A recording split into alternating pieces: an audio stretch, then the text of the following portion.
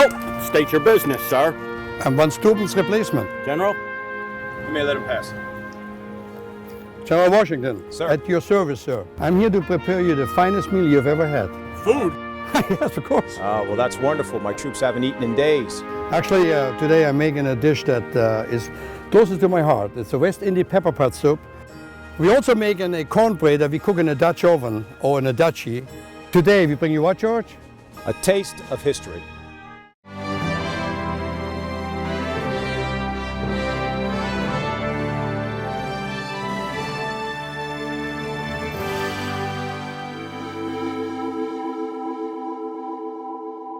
This is exactly where it happened, where Washington and his army of about 2,500 men crossed the Delaware, marched 9 miles to Trenton, and captured the Hessians in Trenton.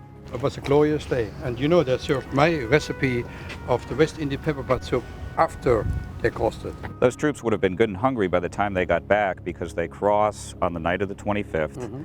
They march the 9 miles to Trenton. They attack after sunrise. They win the battle. They have 900 prisoners, and now they have to come back and recross the river again. These reproduction boats, you can see they're really quite big boats. They're 40 or 50 feet long. You know, we think of Washington using rowboats with just a dozen men in them, but these boats could hold 30 or 40 people. So now we're in the river, and you said 4 hours delays because of ice. Obviously not Right. today, but... Yeah, well, Washington's plan was for the crossing to begin as soon as it was totally dark that night. And the plan was to be all the way across the river with the whole army at 12 midnight. Which, how many men was his army? He was taking about 2,400 men across with him. And they only had a handful of boats, so it's a matter of going back and forth, shuttling men back and forth. You know, he decided there was no turning back. His motto for that night was victory or death. We're on the spot, no? We're at the exact spot, There was, you can see the remnants of an island right here.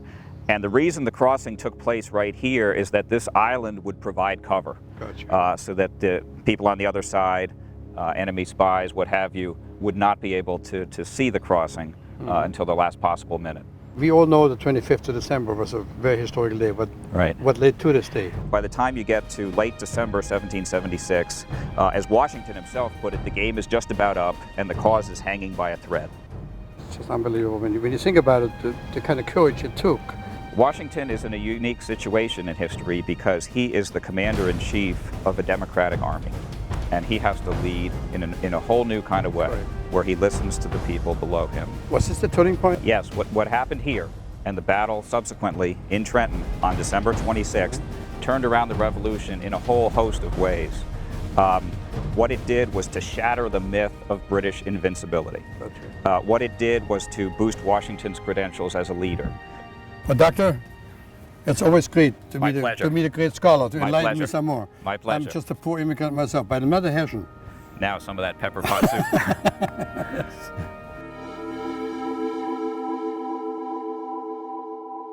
This is beef and this is pork that has been marinated in kosher salt for at least 3 days. And you can do this at home in your refrigerator. Obviously, during those eras, they would have big chunks of meat and you hang it outside once to get it air dried. In other words, the salt is the preservative for it. So all I'm going to do right now is cut it off the tree and take it over to my cutting board and start preparing the West Indian Pepperpot Soup. While I get started, I have my assistant Bill, who's also my chef de cuisine, get ready on the garlic and the onions. If you like it chunkier, you make a bigger cut. If you like it smaller, you make a smaller cut. There's really no right or wrong. The only thing too important is the main ingredients of the actual soup itself, which is the pimento, and obviously the taro root and the thyme. The other thing today we're going to do, since we're right here and we're doing it in honor of George Washington, we're not going to hold back on the heat today. And by heat, I mean the habanero peppers. And this habanero pepper is going to be part of the soup that gets tremendous amount of flavor. What happens many times when people do it, even in the West Indies, if you have a really, really hot one, reach me one, Bill. If you have a really hot pepper, what many times they do, you take a little fork or you take a thing and you actually literally just pierce it. Imagine that. One pepper, not even cut open, into a stew or a soup, and it gives you enough heat. Today, obviously, since we're cooking for General Washington and his troops which are hardy men that can stand up to the heat, will keep the heat in it. While he's doing the onion, I'm going to cut a little more beef. And again, you see the discoloring on the beef. Don't be worried about it. It's just the natural process of taking the moisture out of the meat itself. What you want to use for a cut of meat for that is a nice a chuck that has a lot of good fat in it, like this one over here. So this is the best way. So if you go to your butcher, ask him for a beef chuck. It's not something that I would use a tenderloin for because it has no flavor. You need the amount of fat that's cooked into that. The onions, Bill is going to chop really quick, real coarse. This recipe that I'm making today, I learned on the bank of the Rio Grande, which is in Port Antonio, Jamaica. And I learned it from an old lady that was doing that for maybe 5, 6, 7, 8 generations herself. And I cooked it right on the bank of the river. I mean, you saw earlier, you saw that string in there, and there's a reason for that string. The string that's on the meat is also used when the salt gets more coarse and it gets more drier. They would actually take that and just throw it in the river on a string and let the river water wash off the meat. And in a few seconds, believe it or not, we'll start that soup. What's unique about that soup is that it can be cooked in any kind of modern equipment. The trick is only that you cooking everything down together. You don't add any liquid into it until everything is very well immersed into each other. So Bill is going to help me right now to make the fire ready, to put the pot over, because quite frankly, I'm about ready to sweat down the meat. The true tradition of the 18th century, I made some schmaltz. Old schmaltz is rendered, this happens to be pork schmaltz. We don't use much beef schmaltz because it doesn't have the same flavor. You could, but we don't really use it. So this is some pork fat we just render down, and instead of oil we use it, but you're welcome to use oil, use butter. I mean, you really don't need much. Let me clean up the board. This here, there you go. All right, Bill, let's put the pot on the fire. It's going to take a little bit of doing. Okay, hold on. Let's see. Okay, go ahead. Let's see. Wait, let me. Okay, see if you can get it in. Yeah, it should work. Got it. Perfect. Yep. The pot is on the fire. Now our journey begins. As I mentioned, I take the schmaltz. Once you cook with wrought iron on fire like that, wrought iron transfers the heat immediately. You have about 850 to almost 900 and some more degrees of heat right here. So you're going to see in the short time that I put this in together, it's already getting hot. No smoke and mirrors. Bill, give me the meat.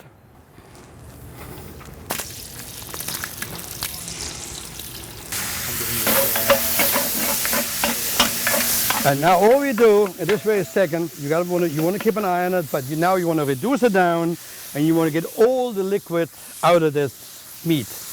And there is obviously, the meat already has less liquid because it was salt cured, but it still has some liquid in it. And also what you do, since the meat is the toughest part of the soup, you want to make sure that pre-cooking it will make it nice and tender in the end as well.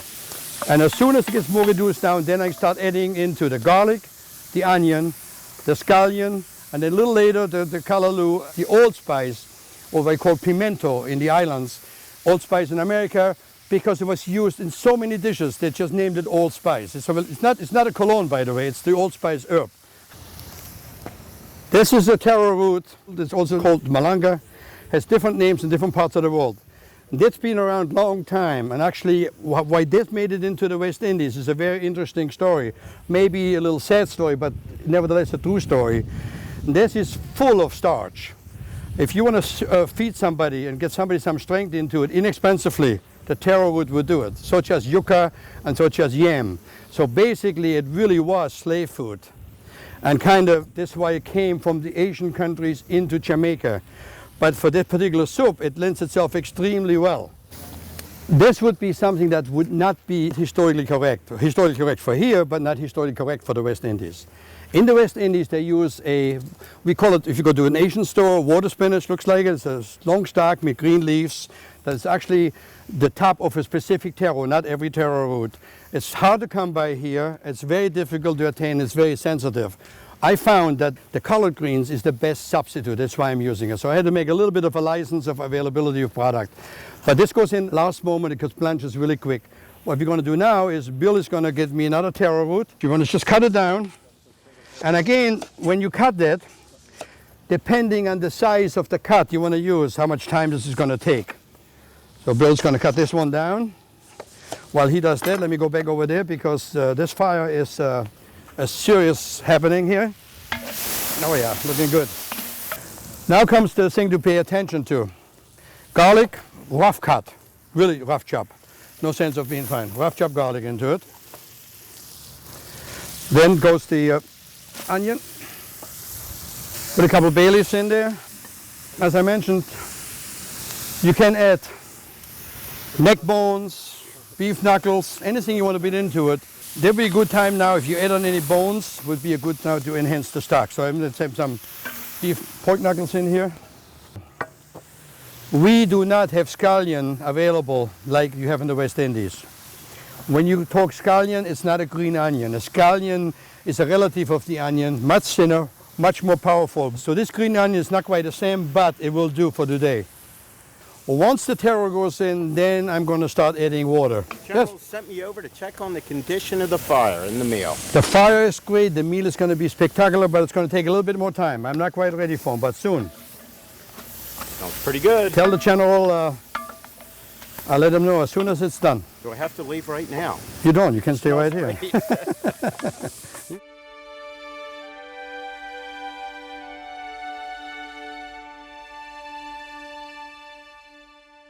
Tell me, there's a whole lot of flaws in the painting for somebody like you. Yeah, there are a lot of historical inaccuracies in the details of the painting.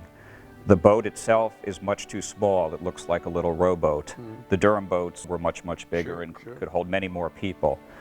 And of course, there's much too much light in the picture. This looks like dawn, and this happened in the middle of the night in pitch darkness.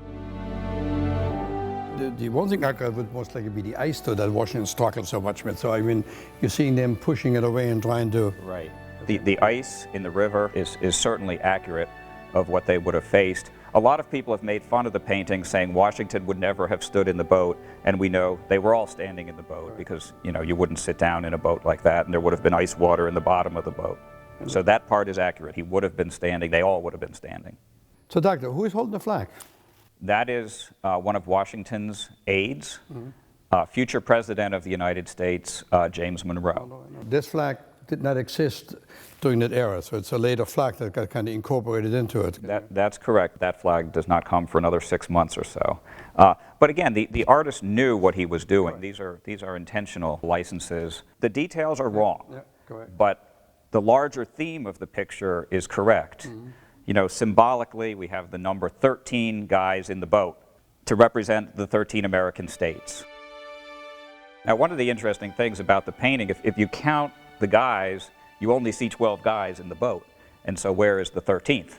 I know who the guy was. Who was that? You're talking to him. You were there. You were there. Sometimes I think I was there. So anyway, in the short, what happened to, did he get any fame for this painting? Even in its damaged state, the painting still won awards in Europe.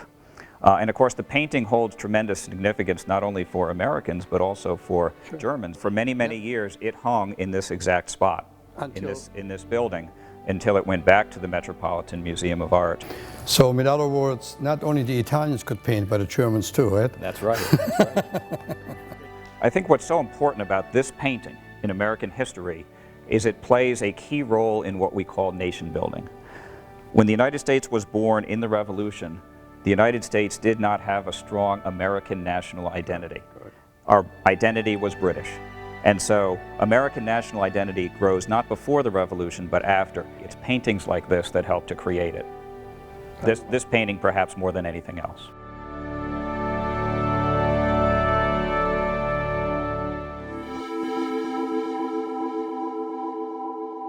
Now I'm adding the taro root into it. The taro just gets a little bit of a sweat. They would have used, obviously, water from the river. And I would think that people shouldn't be nervous or worried about river water because, again, you're boiling this it's for sure at 185 degrees, all bacteria is a bit killed. You want to ask your brodesman if you can get dry thyme, not hothouse thyme. The hothouse looks good, that has no flavor. Now we chop it up. Bill, let me have some. You don't have to chop that. And quite frankly, when I first learned how to make that, the lady that taught me didn't chop it either. She just threw it in like that. But for today's consumer and lifestyle, a little chopping up is better. So the thyme goes in here now.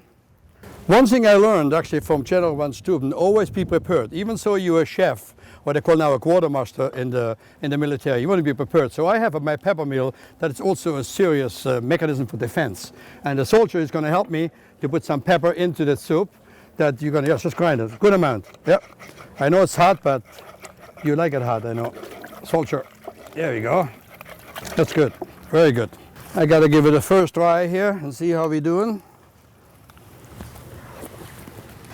Oh. Oh. Boy, I tell you, unbelievable. The flavor of that, you're just going to die for. Beautiful. I have a device here that is actually dates back, I don't know, nobody knows exactly how many hundreds of years back. That's what the Spanish call a molino. Everybody has different, it's like basically an antique spice grinder. The pimento berry, you just want to crack them. And the one thing you want to do, don't ever, please, don't buy ground pimento. Ground pimento is like buying sawdust. It's completely gone. It has too much preservatives into it. The flavor is completely off. Don't put this into your soup if you want to do that.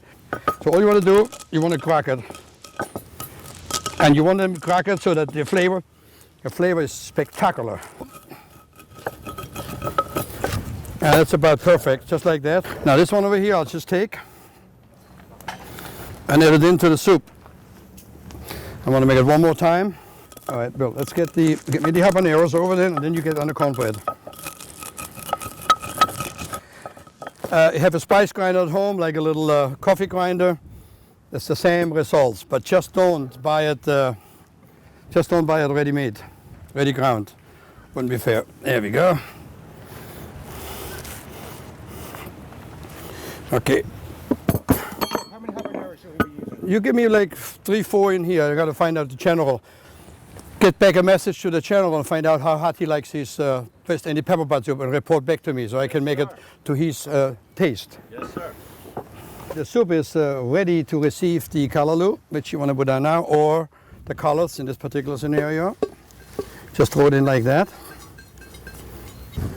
If you cannot find collard greens, which you should be fine, but if you can't find it, spinach is another good substitute, but you want to do it at the very last moment. You know, collard greens has much more of a texture, and spinach is much more delicate. So the spinach you would in almost just shortly before serving.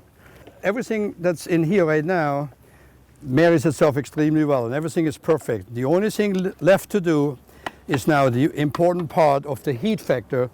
How many habaneros I put in. So we'll find out how hot he wants it. General would like to inform you that he is a man in favor of spice. That's what I understand about the general. So I will take care of his desires. Spice will be added. Habaneros will be added, no problem. Okay, while I start around playing with the habanero, we'll have Chef Bill get organized on the cornbread. In this country, our corn is part of the vocabulary. So Bill is going to take us to right now. This recipe is solid, is iron-proof. The only difficult part is when you cook like we today, a little knowledge to cook with a Dutch oven, but we'll show you this as well. So Bill? First step is I'm going to add all my dry ingredients together. I'm going to start off with 2 cups of cornmeal. Then we go with 2 cups of all-purpose flour. Just want to start incorporating that together. Now we add 2 tablespoons of baking powder, not soda.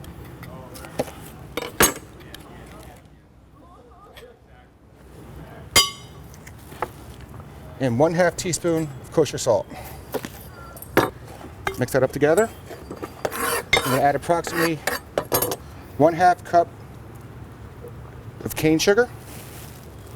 Now we want to mix this well together. Next ingredient is 2 cups whole milk.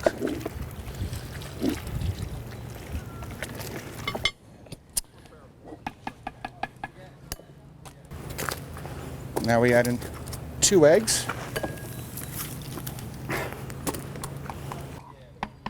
I'm going to mix this well. Stirring it, getting all the lumps out. Make sure everything is evenly distributed. Now for this recipe, We're going to go back in time to colonial days, and we're going to use schmaltz. For this recipe, I'm using goose. Today you can use your lard, margarine, or butter. We're going to add about a 1/4 pound. You can also put bacon bits into the cornbread. It's also very tasty. If you take the bacon, render it down, and then put it in, it's also very, very good. I don't know who can take credit for the invention of the Dachi or the Dutch oven, but believe me, it's the all-purpose equipment from the 18th century, because you can bake, you can cook, you can do anything in it, and today we're actually going to bake in it. So basically you want to have the pot nice and hot, like I just did, and you want no fire on it. What you see is exactly how you want to cook on it. Different from the pepper pot that's cooking over there, where you need a lot more heat. This one is a more subtle heat.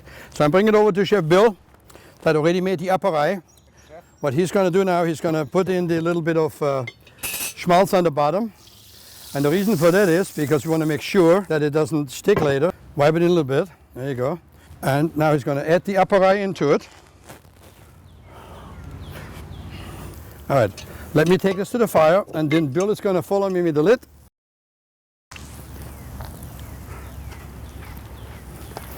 Okay, and now comes the most important part. Notice the lid and the height of the lid. And the reason for that is because we want to put in the charcoal that is harvesting out of the fire right now. Yep.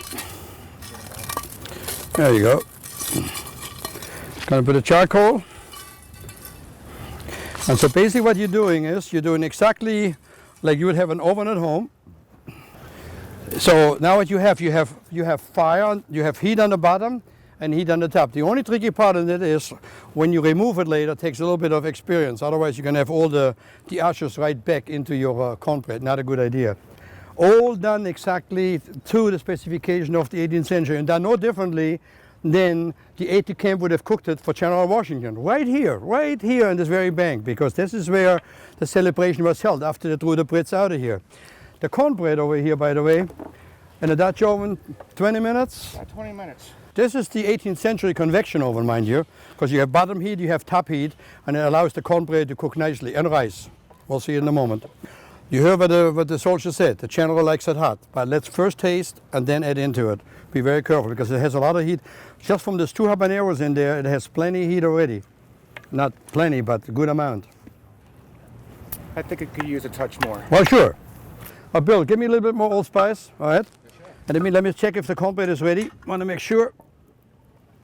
Oh yeah, cornbread perfect. Here you go, look at that. Let me get your cornbread up there. We can cut it up for the soldiers, hold on. Put it on the other board. Careful, careful, it's really hot. Careful, okay. Oh. I need a little more allspice in my soup.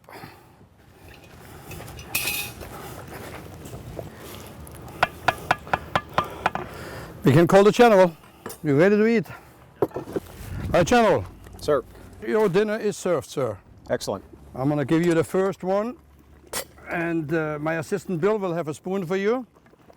And if you're going to get your man over here, we'll feed your man as well, so you guys are strong in battle. Have the troops assemble? Yes, sir. Here you go, general. Oh, delicious. Delicious. Excellent. Like the old days. Yes. Here we go. We're going to give you a piece of cornbread on the side, like in the good old days. No side plates here.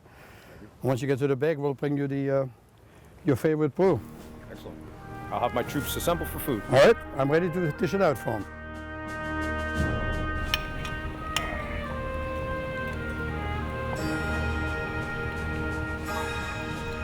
To the revolution! Revolutions.